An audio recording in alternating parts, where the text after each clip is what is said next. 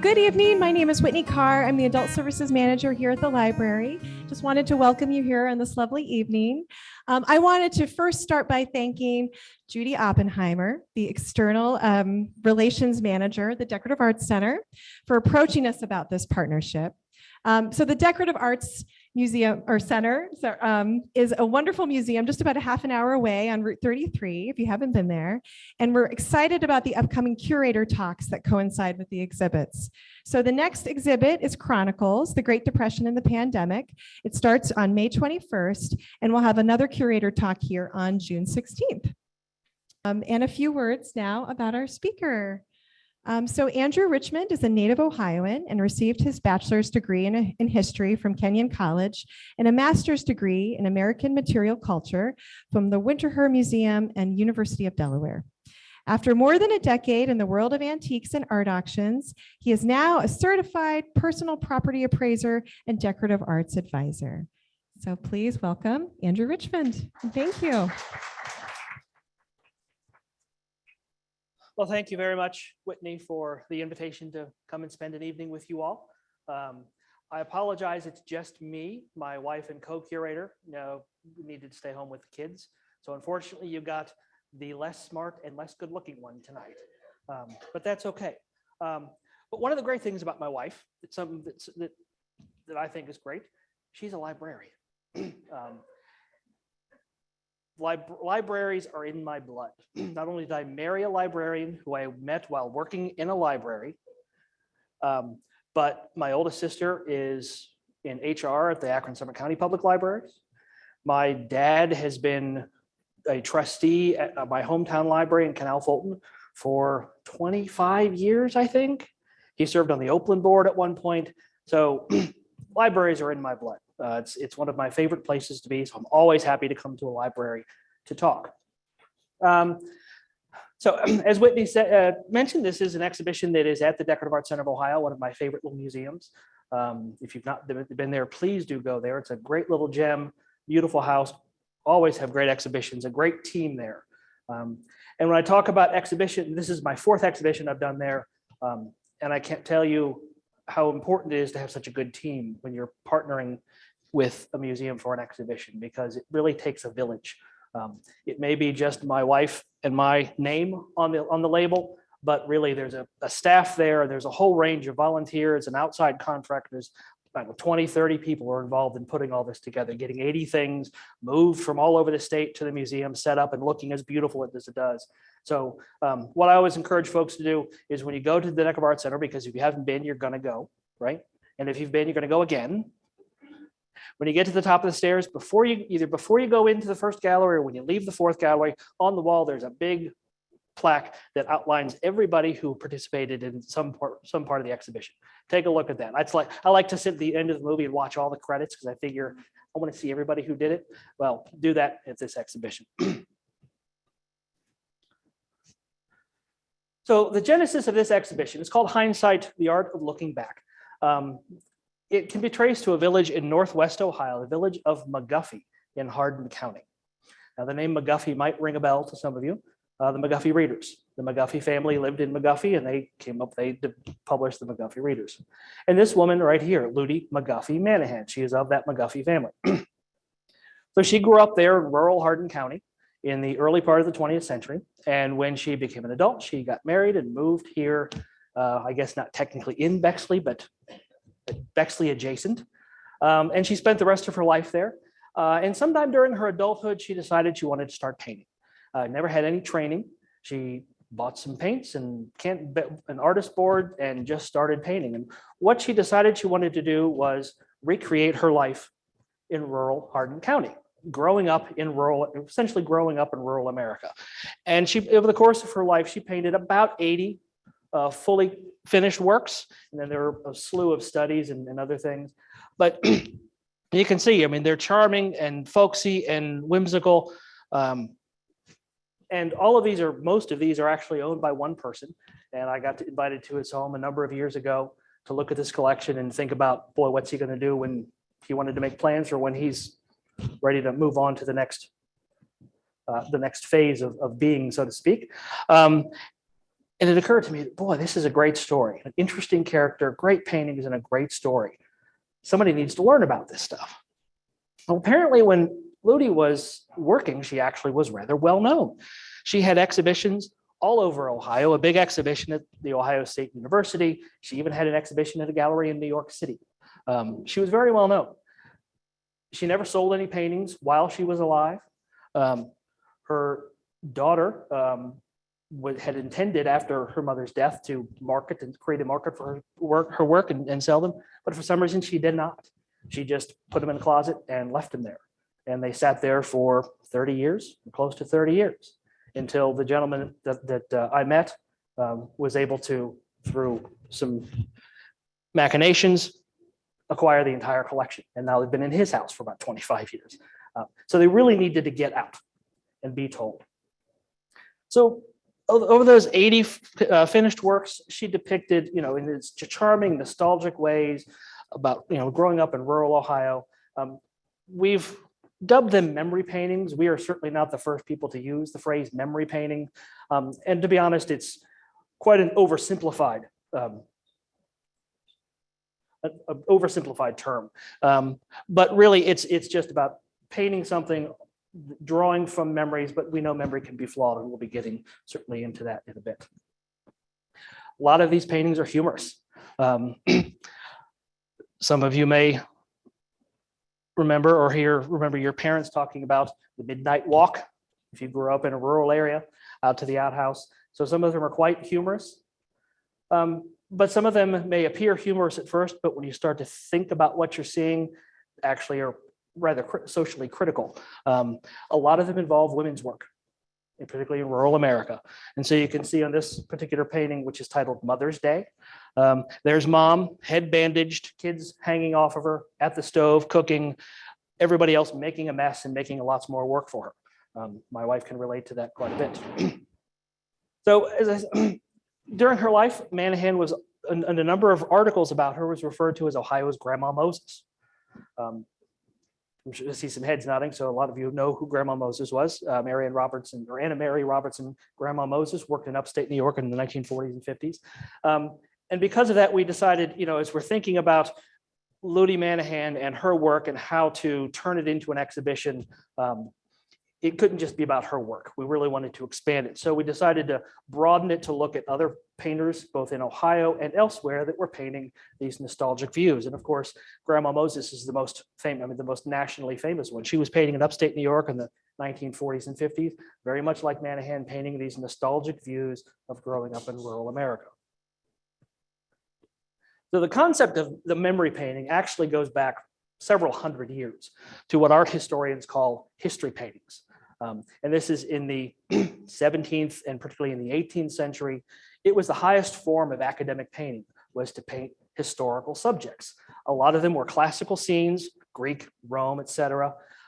But English and American artists particularly favored more recent historical paintings, such as this. This is the Treaty of the Penn's Treaty with the Lenape Indians in 1684, painted in the 1760s by expatriate American artist Benjamin West.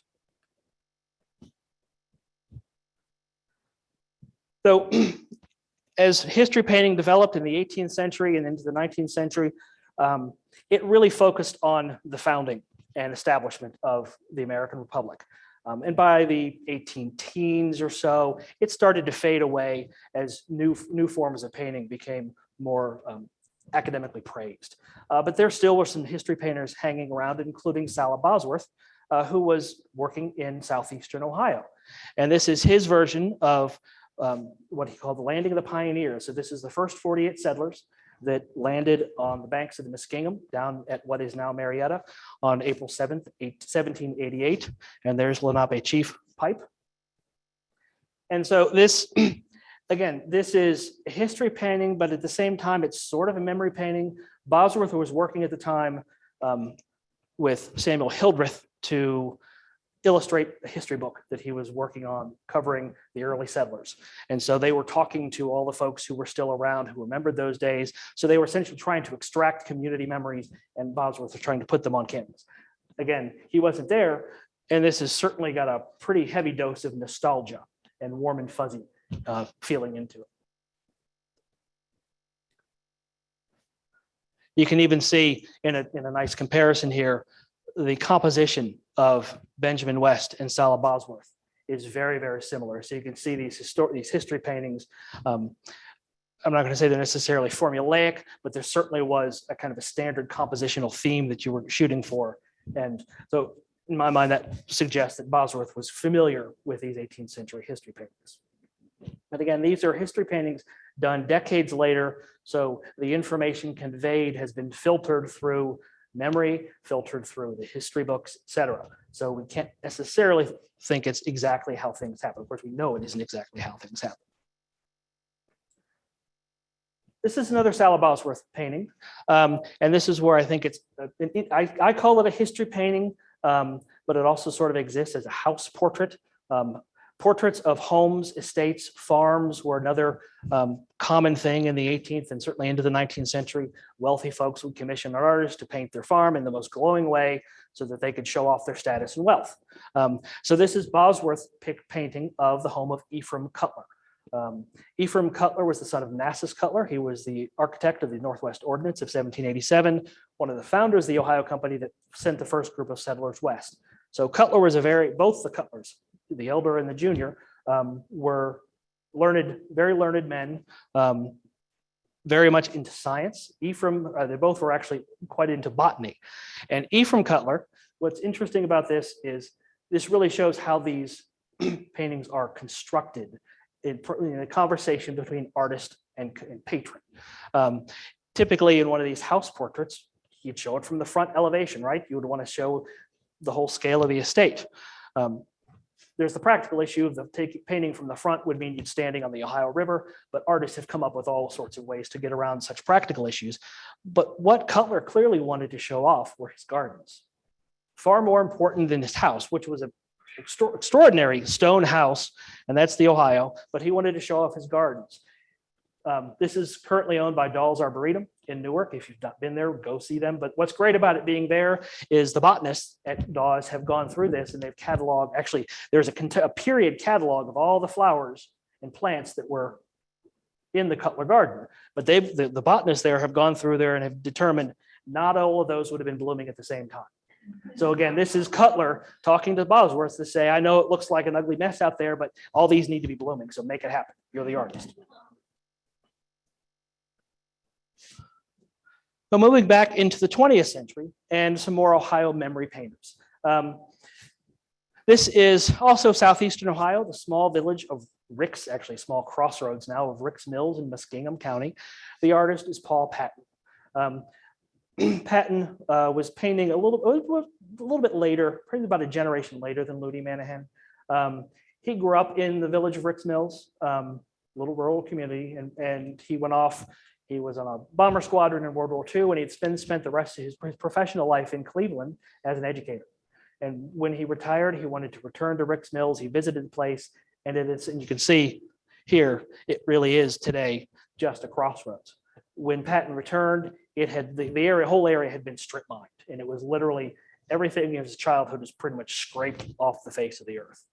And so what he was trying to do was recreate the Ricks Mills of his childhood on canvas.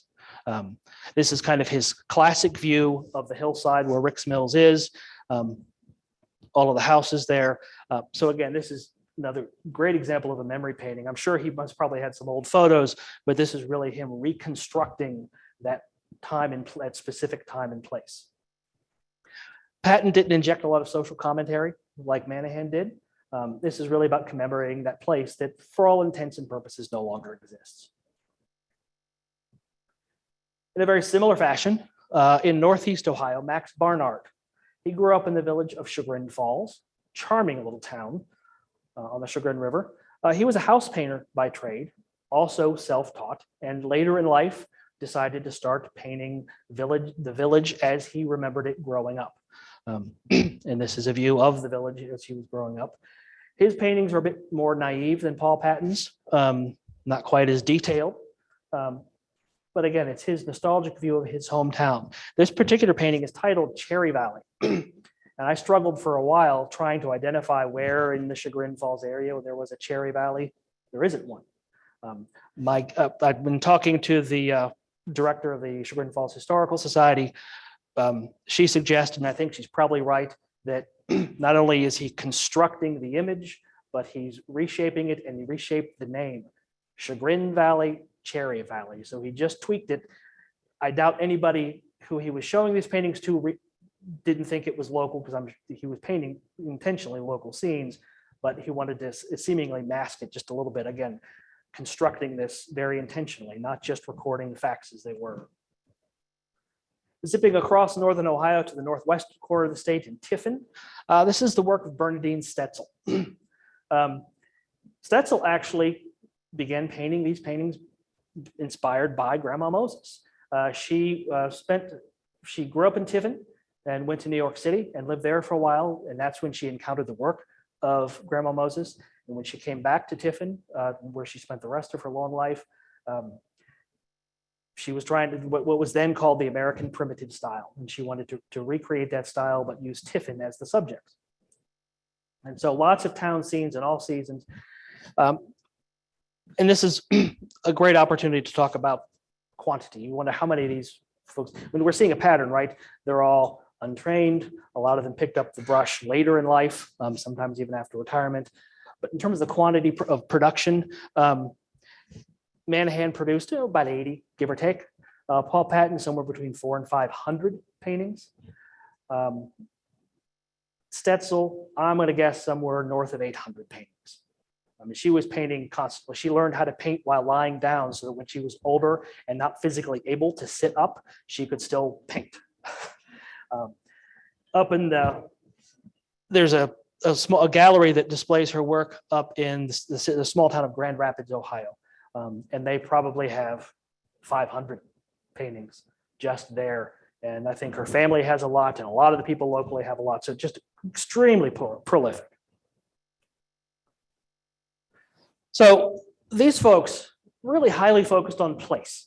I mean, they're really interested in kind of recreating the place. That's actually another Paul Patton down at the bottom, Muskingum County Fair.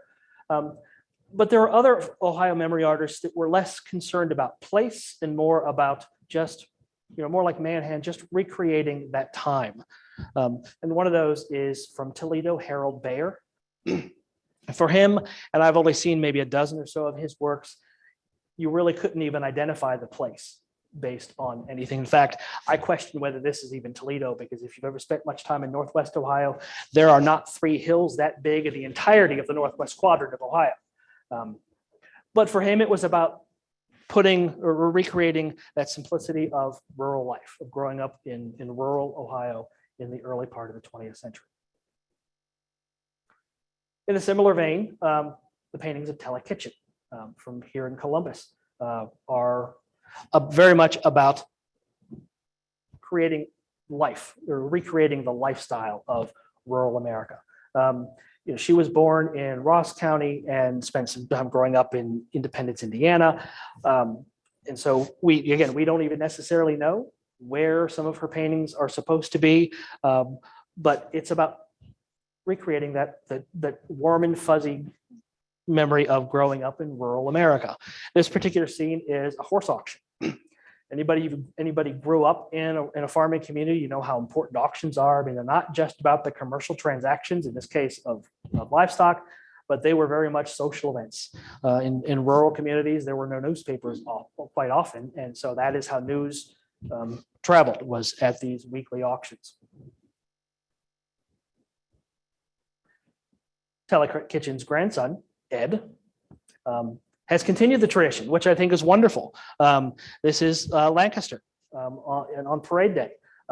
So Ed spends a good bit of his time painting more traditional still lifes and landscapes, but he did a series of these wonderful memory paintings of his own childhood growing up in the Lancaster area. So now we've got memory paintings begetting memory paintings, which I think is a wonderful tradition. And then we kind of come full circle. There are some memory painters who started to look even further back and almost start recreating the tradition of history painters. This is Charles Owens. He was an African-American artist. He was born in Covington, Kentucky, but grew up right along the Ohio River. And then he moved to Columbus, and he became a prolific artist. I don't know how many thousands of paintings he produced. A lot of them were, rather than being of his own childhood, they were going further back into 19th century America and depicting Black life in that era. So there's a lot of plantation scenes with slaves picking cotton. In this case, this is called Bridge to Freedom. So having grown up on the Ohio, he was undoubtedly very aware of what a bridge across the Ohio meant to an enslaved African in the early to mid 19th century, and being able to literally just cross the water to your freedom. So he represented that here.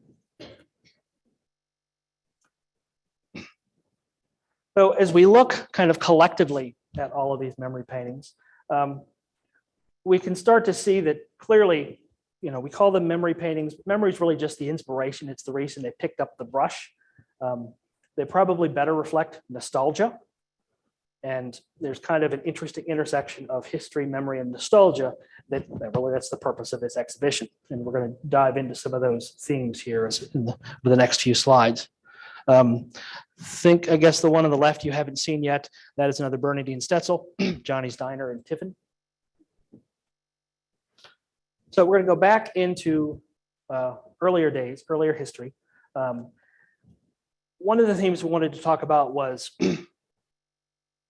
we record our memories in a number of ways, both our individual plus our collective memories. And one of those is through the creation of things like maps and books and prints and other works.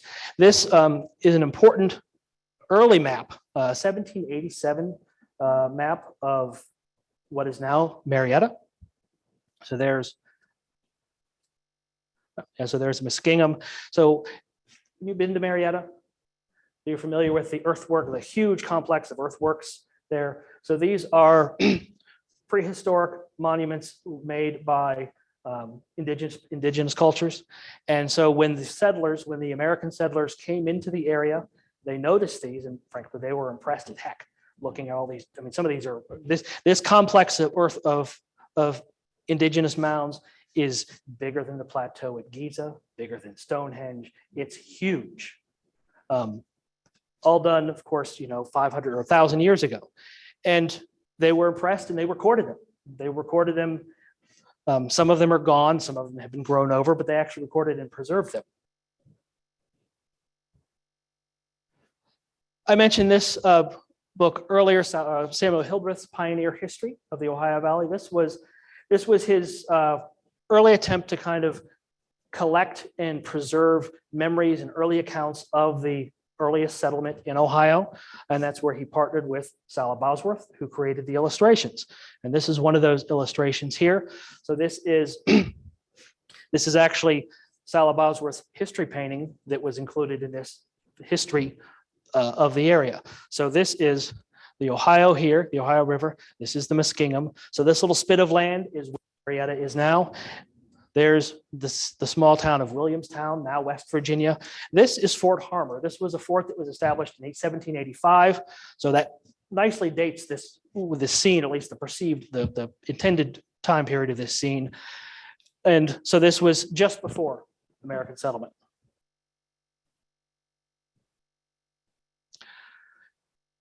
This is a little dark, but it's a wonderful landscape by a Quaker artist named Marcus Moat.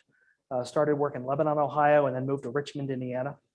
And again, this is about recording family memory in this case. So this is a portrait of the Mather Farm. So there's the farmhouse there. The Mather family farm in Warren County, Ohio. They actually left the farm in 1871, and this painting is dated 1881. But I know you can't see it, but down here in the corner it is signed Marcus Moat. And it says that the landscape is based on a 1871 sketch by Lily Mather, and then the painting is dated 1881. So essentially what happened was when Lily was about 10, she and her family moved, left the family farm, and 10 years later, she or her parents handed that sketch to Moat and commissioned them to essentially paint the old family farm that they're no longer there. We're going to return to this view of Rick's Mills by Paul Patton. So he was creating this from memory, but he was trying to recreate it in a more fact-based way as well, because on the back, and this is on the back of a lot of his paintings, he included a legend. So he identifies all the buildings, which was the doctor's office and the newspaper or whatever it was.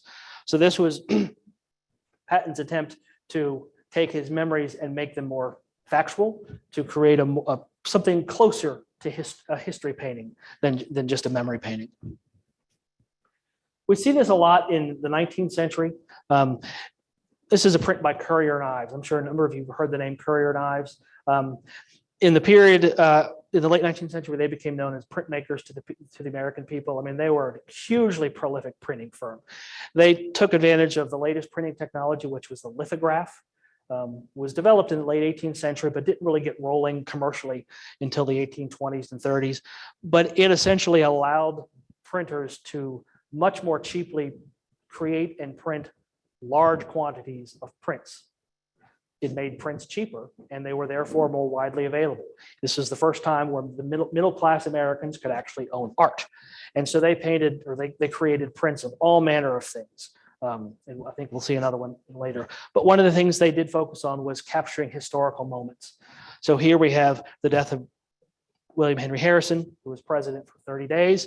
There are plenty of accounts of his deathbed scene. This is entirely inaccurate, but they weren't shooting for accuracy here, right? They were trying to capture a historical moment for sentimentality's sake.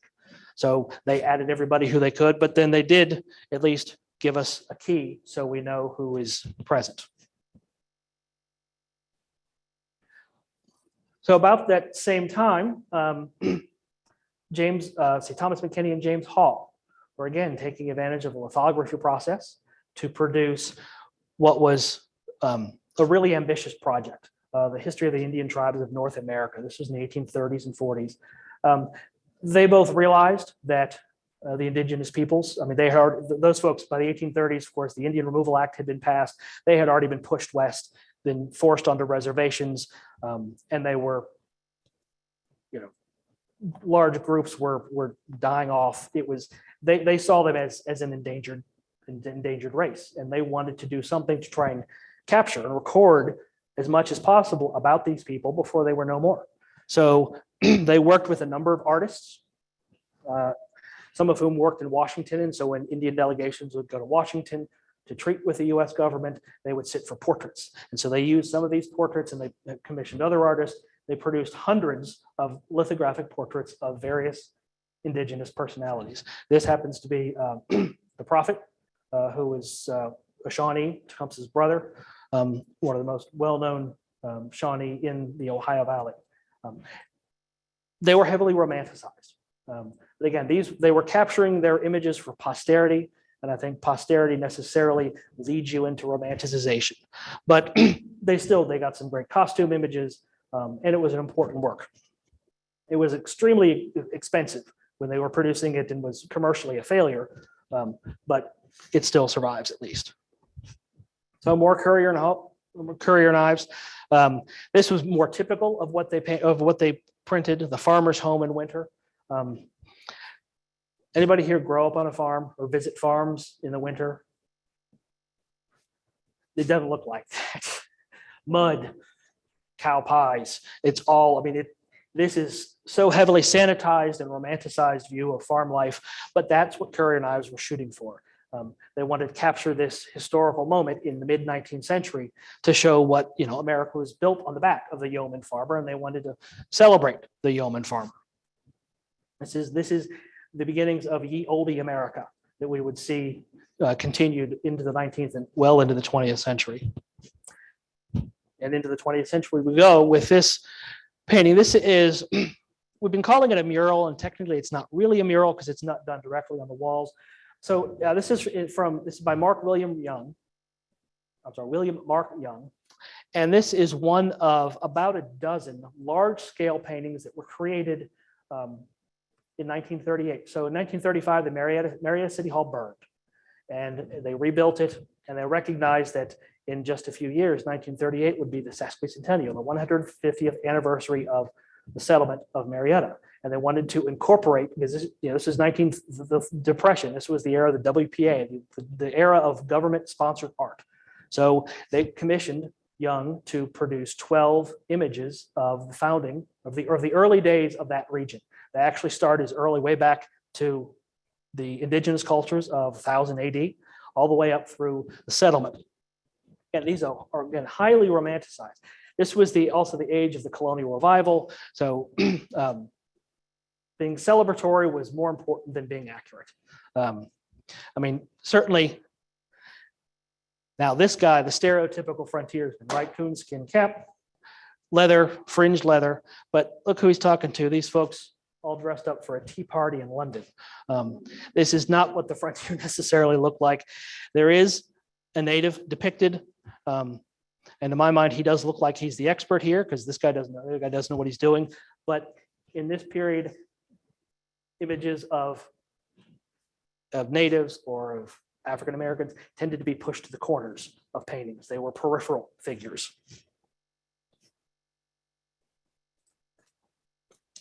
So I mentioned the colonial revival, and that is where we are here. The photographer was a man named Wallace Nutting. He was a congregational minister in the late 19th, early 20th century in Connecticut.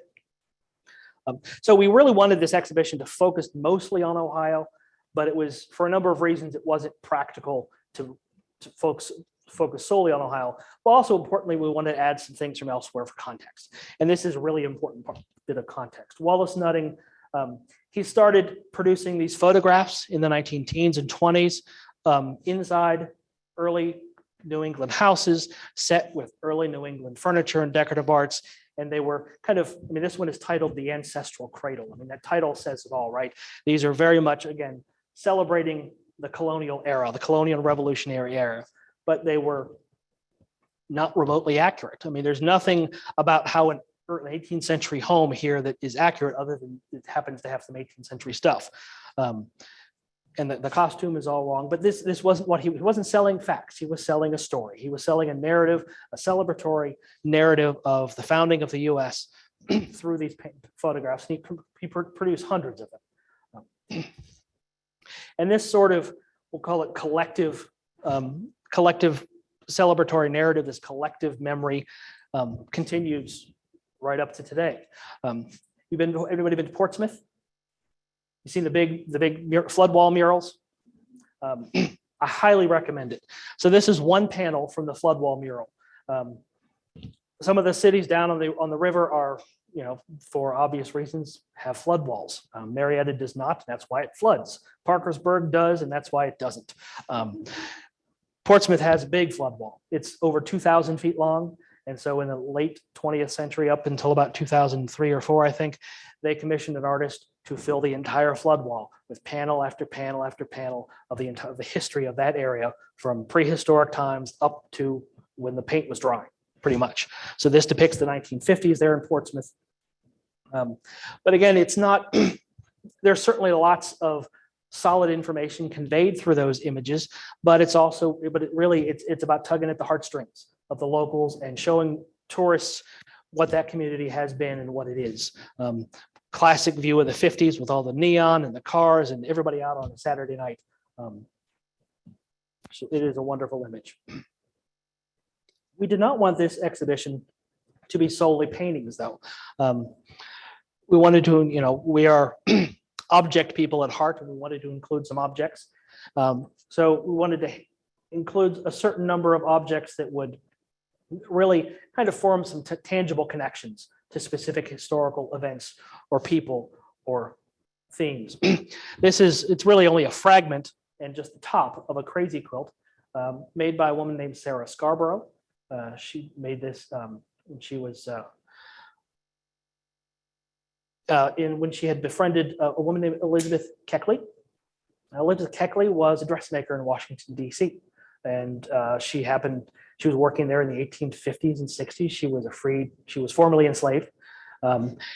And one of her great clients, and also became a good friend, was Mary Todd Lincoln. So Keckley had made a number of dresses and other works of articles of clothing for Lincoln. And then Scarborough and Keckley ended up meeting when they were both teaching at Wilberforce University in Ohio. And Keckley gave Scarborough some swatches of fabric that she said were from clothing that she had made for Mary Todd Lincoln, including, we don't know which specific fabrics they are, but there's a swatch on there purported to be from the cloak that Keckley had made Lincoln that she was wearing in April of 1865 at Ford's Theater. So quilts, and we'll talk a bit more about quilts, but quilts tend to be one of those categories of objects that really become infused with memory and history. And this is a great example because it literally has tangible connections to a president and a former enslaved craftswoman, all wrapped up in this wonderful textile. We talked a bit about Courier Knives kind of democratizing art, making it affordable for more Americans. Such was the case too with the development of photography.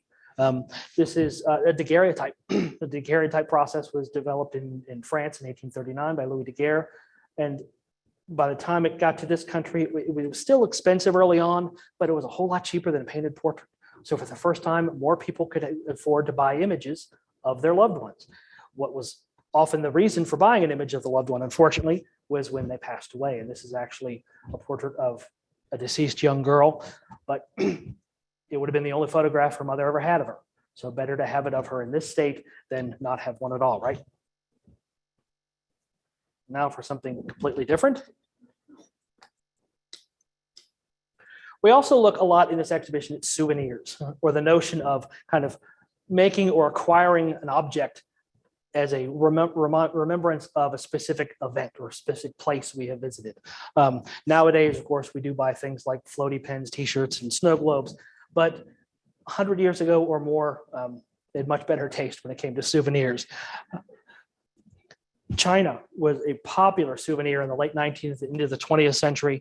The china itself, the actual pieces of porcelain, were often made in France, Germany, Austria, and then imported, and they might have been decorated there or decorated locally, but they were inexpensive enough to custom decorate to your specific place. So we have the State House on the left and Zoar Village, which on the right, which the Zoar community disbanded in 1898, but the place is it's still so historically intact that it remains a strong, very popular tourist attraction. And even in the 1920s and 30s, when that plate was produced, it was.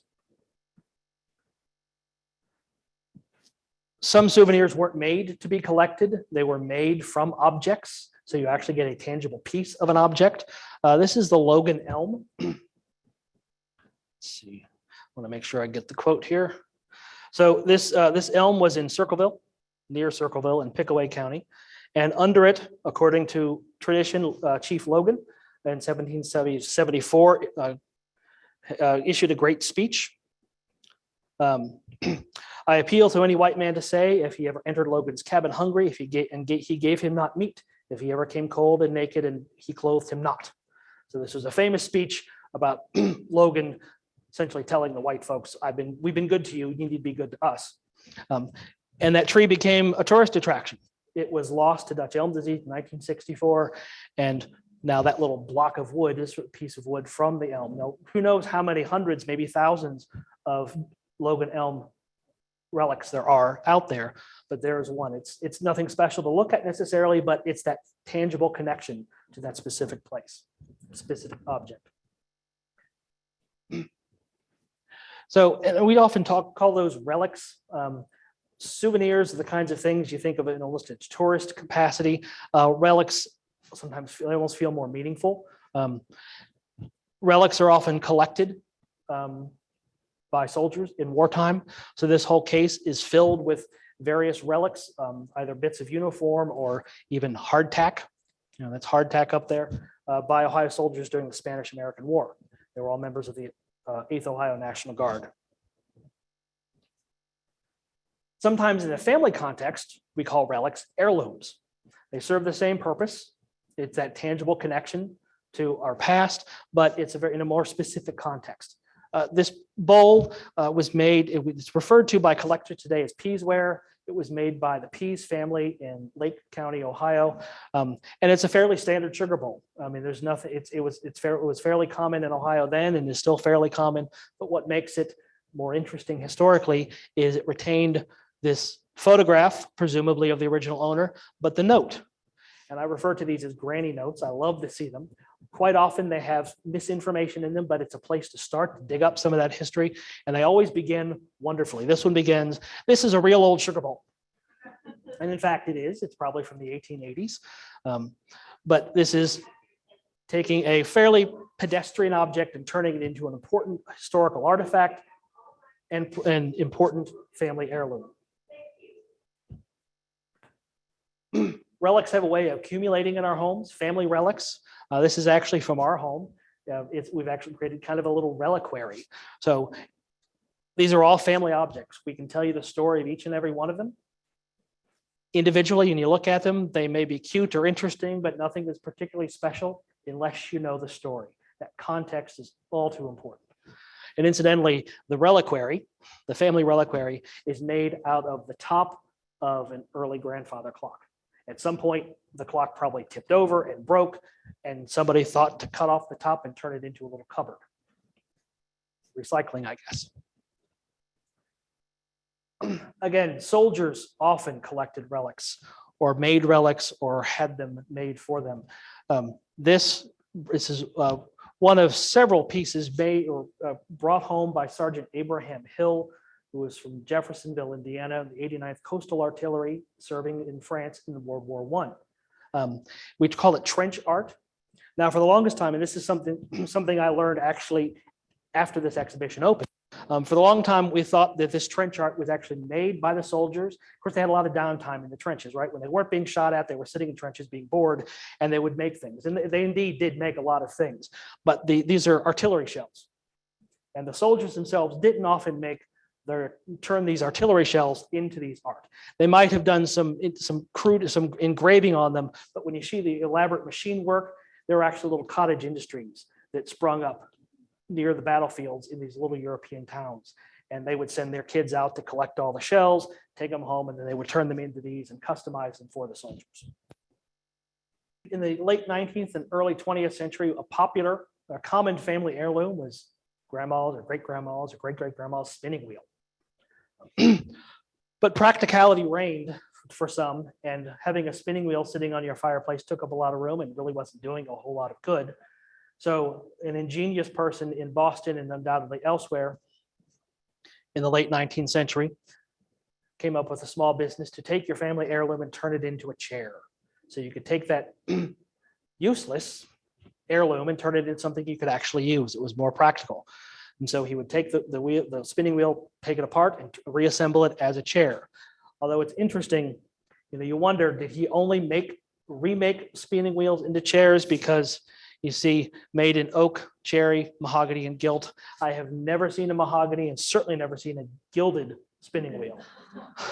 So I don't know if that was just a surface treatment, but, this is part of that colonial revival. This is late 19th century, after the Centennial Exposition in Philadelphia in 1876, where everything colonial revolutionary America was really important and really popular.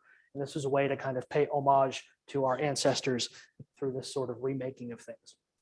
Remaking of objects has a long history. Recycling is certainly not a 20th century invention, particularly in the realm of clothing. Clothing was really expensive, but it was also sentimental. This particular dress was made about 1820, made for the mother of Mary Slade Stevenson. At about 1840, Mary had it remade. And so what you're seeing is the remade dress for her. Undoubtedly, part of that was just about the practicality. It was you didn't want this old-fashioned expensive dress to just languish in the trunk. You wanted to remake it so you could use it. But no doubt there was some sentimentality attached to it as well because it was her mother's. Textiles we talked about quilts. Textiles are certainly prone to absorb that sentimentality. On the right here, it's a wonderful work by Amina Robinson, Columbus artist Amina Robinson.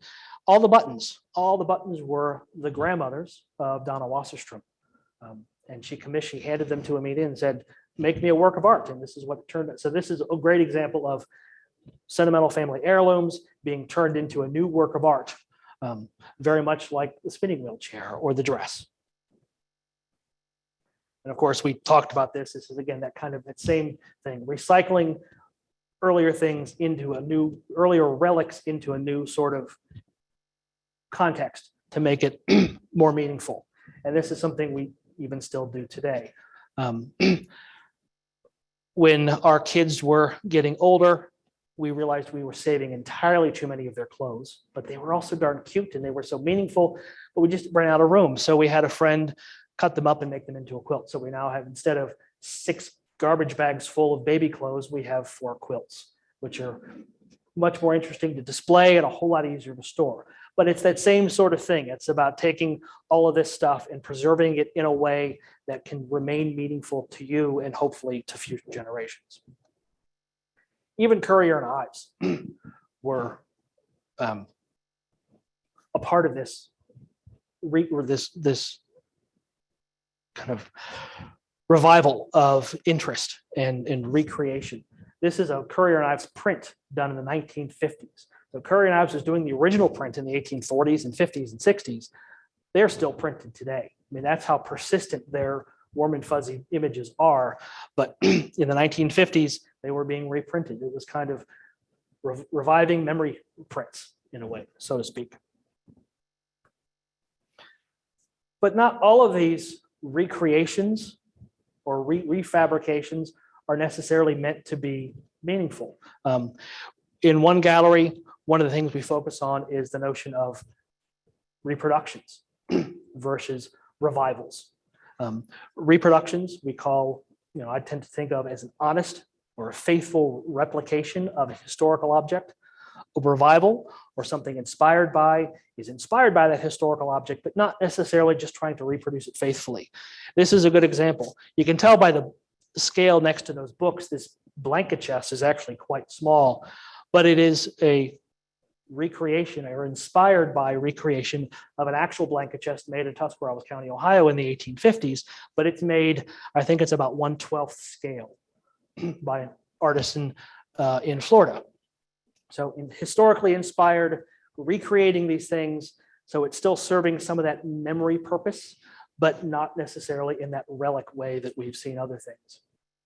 But if we want to talk about real reproductions, faithful reproductions, this is a great example here. So the rifle on the top was made by John Vincent of Marietta, probably about 1850. And the rifle on the bottom was made by Bill Reynolds of Marietta, probably about 1980.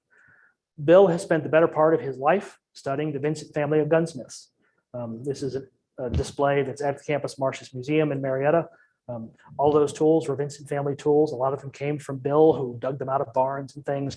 And he often uses Vincent family tools when he's reproducing a Vincent family rifle. So it's a lifelong pursuit for him. So I can't think of a better reproduction, more faithful reproduction than one that is done by an expert who's looking at all the original material and even using some of the original tools. Sometimes creating those faithful reproductions requires even more effort. This is a pot that was excavated in the Fort Ancient area in Southwest Ohio. Fort Ancient culture, the culture was around from about 1000 to 1700 or so AD, so just prior to European contact. And loads of pottery, both mostly intact, but also fragmentary, have been excavated in and around that area. There's been a lot of interesting archaeological and scientific and historical research to try and, because we had all these cultures, ancient cultures in Ohio, Fort Ancient, the Hopewell, the Adena cultures, and they didn't all just disappear. They had to go somewhere. And current thinking, current research suggests that they are essentially the ancestor of the modern historic and modern Shawnee people. And so that is the genesis for this next object we're going to talk about, is the Shawnee tribe's efforts to try and recreate their pottery. So what they essentially did, they took all this fragmentary, all this archaeological evidence from Fort Ancient, and let archaeologists and historians do their thing. They sent it to labs and had it analyzed chemically and physically so they can get, what were all the ingredients in it. And then they gave all the information to this man, Richard Zane Smith. He's a Wyandotte, so he is a native artisan, and let him recreate a Fort Ancient pot using all that information. So it would be, again, as faithful a reproduction as possible. And he did. And it's really astounding, I think, a really wonderful recreation. You can see from the design and everything. But then the Shawnee, who were spearheading this project, took it, I think, one step further, and I think it's a wonderful step. That pot on the left, that was made by Ben Barnes, who's chief of the Shawnee tribe, under the guidance of Richard Zane Smith. So here you have a Shawnee maker being trained by, using expert training, all this expert data, essentially reproducing a pot made by his ancestors almost 1,000 years ago. And it's a wonderful full circle about ancestral memory, ancestral knowledge. So when is a reproduction not a reproduction? Well, I sort of alluded to that earlier. And it's when it's a revival. We talked about Wallace Nutting. Wallace Nutting didn't just make photographs, he made furniture as well. This is one of his reproductions. Again, he was capitalizing on the interest in colonial and revolutionary America. And he made this furniture that looks a lot like colonial furniture, but really we can't call it reproduction because he wasn't always taking a specific object and replicating it. He was often taking bits and pieces. I mean, this Windsor, while it clearly, that kind of Windsor chair existed, it wasn't a pure reproduction. He would mix and match turnings, or if it was a sideboard, he'd mix and match inlay to try and make things better. He was essentially trying to take the whole of colonial and early American furniture and distill it down into a couple of hundred really great examples, and then he produced a lot of those. We talked about the photos earlier. There's the ancestral cradle. There's another Nutting photo in the upper left. Those braided rugs on the floor, those weren't 18th century things. Those were a 20th century invention. He produced, in fact, in the gallery, there's actually a rug very similar to this. It was a Nutting rug. Nutting produced catalogs where he would sell his wares, and you can see furniture, rugs, and iron. His wife, Mariette, was the one who designed the rugs, and I don't know who they had to make them, but they would have them made. Again, it was about that colonial feeling. And there's the rug that in the gallery that Mariette designed. So a lot of what we've been talking about in the past few minutes is about public memory and community memory, collective memory, but there's a lot to be said for private memory, family memory. We've talked about certainly some with quilts and those sorts of things. This is a family record sampler. So schoolgirl samplers, they were made, the 18th and into the middle, through the middle of the 19th century. Young girls, usually between about 7 and 13, as a part of their education, would learn how to sew, and they would create these samplers.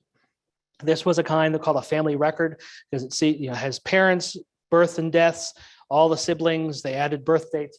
What's wonderful about this one was it was made by a young woman named Catherine Bosson in Massachusetts.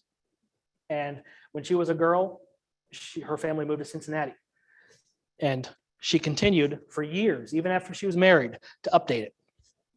Just like the family Bible page, she continued to update it with that information. These sorts of family records exist in a number of ways. Again, family Bibles, this is what we call a fractor. So it's ink and watercolor, but it serves the same purpose as recording these family memories in a place that is accessible and anybody can add to. Individual memories as well. Civil War. So this is essentially Robert B. Carlyle was an Ohio Civil War soldier. This is his complete service record. Somebody in his family commissioned. They had it beautifully illuminated as a way to celebrate his personal history. The 19th century was, particularly after Queen Victoria's husband died, and she went into this decades-long period of mourning. The Victorian era was a time where mourning was very popular, and all things related to death and mourning became quite popular. So pictures, sometimes done in needlework that relate to the mourning of specific people who've passed away, were very popular. But this is actually a lithograph. So again, cheaply printed, so available for a mass audience. Lithograph that was hand colored, and then they would just fill in the name of the deceased. In this case, it was a five-year-old Henrietta Pease of Vermilion, Ohio. We saw this poignant post-mortem daguerreotype. So this was one way for this family to preserve the memory of their daughter. Here is another daguerreotype. Now this, obviously the little girl's not dead, but she's holding a picture of a deceased person. We can't quite see who it is. I'm willing to bet it's either her mother or father. So they went to the trouble of having a photo taken of mom or dad after they had passed away, and she includes it in this photo, which is a really poignant bit of family memory. From the Piat family of West Liberty, if any of you have been up there, Macacheek, it's the Piat castles. There were two that the family owned. They just own the one now, Macacheek. It's a wonderful house museum, tells a great story of that area. And this is something that has been in that family since it was made in the late 19th century. The family story was it used to hold the sheet music, which it may have been. It certainly is not something that was purchased. I don't think it has, frankly, I just think it's too crude to have been something that was manufactured for resale. I think it was probably made by somebody in the Piat family using shells from a trip to the beach to decorate this box that was maybe certainly at one point could have been holding music, but who knows what it might have been holding otherwise, but kind of a souvenir box, maybe remembering a specific trip to the beach. And in a very similar way, this jug, this lamp, often called memory jugs. You see them in the late 19th through the early 20th century. Actually, still there's a revival of them these days. And the thought is you would take an old jug and you would cement all sorts of little relics and mementos and souvenirs to it. So you would have your whole, every little kid who goes, spends 5 years traveling with their family on vacations, comes home with pockets full of little things. And you just glue it all. So it's this one place to keep all your memories. So what's neat about this one is they're all photographs. So the question is this a memory jug that somebody took all their old family photographs and created this wonderful lamp as a way to display their ancestors? Or was this some creation in 1900 of somebody who bought a box of old photographs at a farm auction and just thought it was neat because they were fashionable? We don't know. The context has been lost. So this, we almost can't really call it a memory jug, right? Because we don't have any memories associated with it anymore. Dayton artist Lou Hudnall took adding memories to things in an interesting direction. He would acquire true antique pieces of furniture and then repaint them, redecorate them. Sometimes he redecorated them with scenes of colonial early America, kind of memory paintings. In this case, this was something he made for his mother, and that's his mother's information, her life dates there. As you've seen, textiles are a great way for families to preserve memory. This is a teddy bear. Actually, it's Holly's. It's my wife's. It was made from a wedding or a winter coat that her grandfather bought her grandmother on their wedding day, before their wedding in 1948. Years later, they were cleaning out the house, and there it was, and she was ready to chuck it into the Goodwill pile, and her daughter, my wife's aunt, said, no, that's too important. So she took it and had a friend of hers make 2 teddy bears out of it. And so we have one of them. So back into kind of collective, these community memory things. Celebrations are often done to commemorate specific events. In 1788, there were a number of celebrations in Ohio commemorating the settlement of Ohio in 1888, celebrate the settlement of Ohio in 1788. And you see postcards, and I like this. This is a list of relics. So in 1888, all the old families of Marietta brought all their old family junk in and put it out and said, this is Rufus Putnam's broken pipe or what have you. So kind of a neat way, you're seeing the record of memories as recorded through objects 130 years ago. And back to the Portsmouth mural walls.